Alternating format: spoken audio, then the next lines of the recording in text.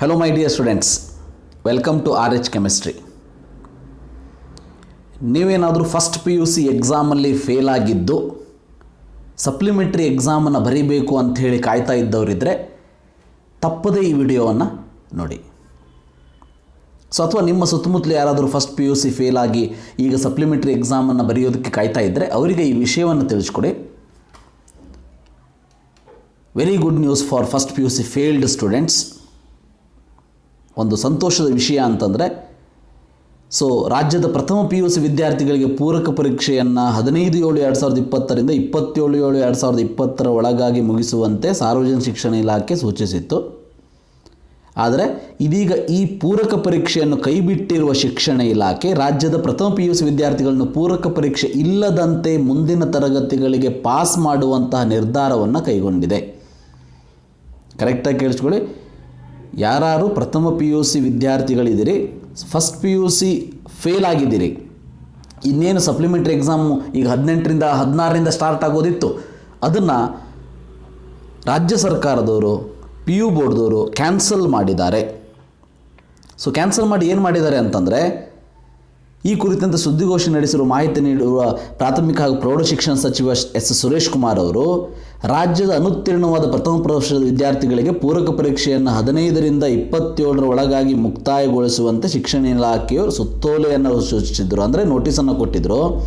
ಆದರೆ because of the COVID-19 remember, ಪೂರಕ ಪರೀಕ್ಷೆ ನಡೆಸೋದು ಅಷ್ಟು ಸೂಕ್ತ ಅಲ್ಲ ಅನ್ನೋ ಅಭಿಪ್ರಾಯಕ್ಕೆ ಬಂದು ಪ್ರಥಮ PUC ಅನುತ್ತೀರ್ಣರಾದಂಥ ವಿದ್ಯಾರ್ಥಿಗಳನ್ನು ಮುಂದಿನ ತರಗತಿಗಳಿಗೆ ಅಂದರೆ ಸೆಕೆಂಡ್ PUCಗೆ ಪೂರಕ ಪರೀಕ್ಷೆ ಇಲ್ಲದೇನೆ ಪಾಸ್ ಮಾಡುವಂಥ ನಿರ್ಧಾರವನ್ನು ಕೈಗೊಂಡಿದ್ದಾರೆ. ಇದು ಸೈನ್ಸ್ ಇರ್ಬೋದು, ಆರ್ಟ್ಸ್ ಇರ್ಬೋದು, ಕಾಮರ್ಸ್ ಇರ್ಬೋದು.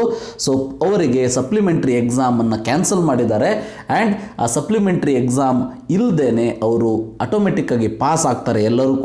ನೀವೆಲ್ಲರೂ ಕೂಡ ಯಾರ್ಯಾರು ಫೇಲ್ ಆಗಿದ್ದೀರಿ ಸೆಕೆಂಡ್ PUC ಅಡ್ಮಿಷನನ್ನು ನಿಮ್ಮ ಕಾಲೇಜಲ್ಲಿ ತೊಗೊಂಡು ಸೆಕೆಂಡ್ PUCಯನ್ನು ಕಂಟಿನ್ಯೂ ಮಾಡಬಹುದು.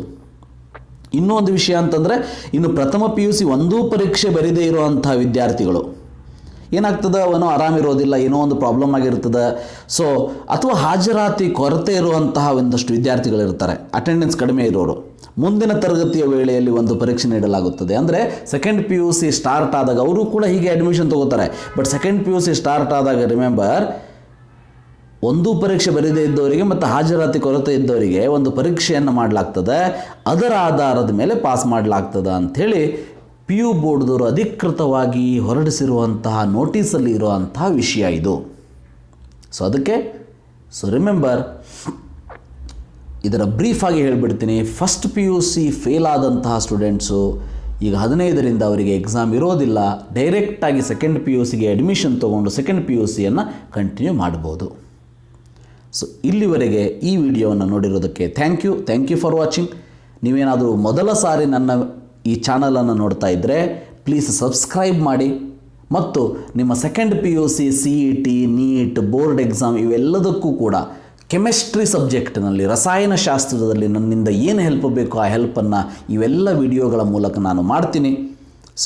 All the best. ಆದರೆ ಕೊನೆಯದಾಗಿ ಒಂದು ಮಾತನ್ನು ಹೇಳ್ತೀನಿ, my dear students, those have failed, first PUCಯಲ್ಲಿ ಫೇಲ್ ಆಗಿದ್ದೀರಿ, ಇದರಿಂದ ಭಾಳ ಖುಷಿಯಾಗಬೇಡಿ. ನೀವು ಪಾಸ್ ಆಗಿದ್ದೀರಿ ಹೌದು, ಆದರೆ ನೀವು ನಿಮ್ಮ ತಪ್ಪನ್ನು ಏನು ತಪ್ಪು ಮಾಡಿದಿರಿ ಲಾಸ್ಟ್ ಇಯರ್ ಎಕ್ಸಾಮಲ್ಲಿ ಅನ್ನೋದನ್ನು ನೋಡಿಕೊಂಡು ಅದನ್ನು ಕರೆಕ್ಷನ್ ಮಾಡಿಕೊಂಡು ಸೆಕೆಂಡ್ PUCದಲ್ಲಿ ಅದನ್ನು ಕರೆಕ್ಷನ್ ಮಾಡ್ಕೋಬೇಕು. ಫಸ್ಟ್ PUC ಹೇಗೋ ಪಾಸ್ ಮಾಡಿಬಿಟ್ರವರು, ಅದು ಸೆಕೆಂಡ್ PUCದಲ್ಲಿ ಹೀಗೆ ಆಗೋದಿಲ್ಲ. ಅದಕ್ಕೆ ಏನು ಮಾಡಬೇಕು, ಸೆಕೆಂಡ್ PUCಯಲ್ಲಿ ಹಿಂದೆ ಆದಂತಹ ತಪ್ಪುಗಳನ್ನು ಅದಕ್ಕೆ ತಕ್ಕ ಪಾಠಗಳನ್ನು ಕಲಿಬೇಕು. ಆ ತಪ್ಪುಗಳು ಮರುಕಳಿಸದೇ ಇರೋ ಹಾಗೆ ನೋಡಿಕೊಂಡು ಸೆಕೆಂಡ್ PUCಯನ್ನು ಚೆನ್ನಾಗಿ ಸ್ಟಡಿ ಮಾಡಿ ಒಳ್ಳೆ ಮಾರ್ಕ್ಸ್ ತೊಗೊಂಡು ಫಸ್ಟ್ ಅಟೆಂಪ್ಟಲ್ಲೇ ಪಾಸಾಗಿ. ಇದಿಷ್ಟು ಹೇಳೋದಿತ್ತು. Thank you. Have a nice day.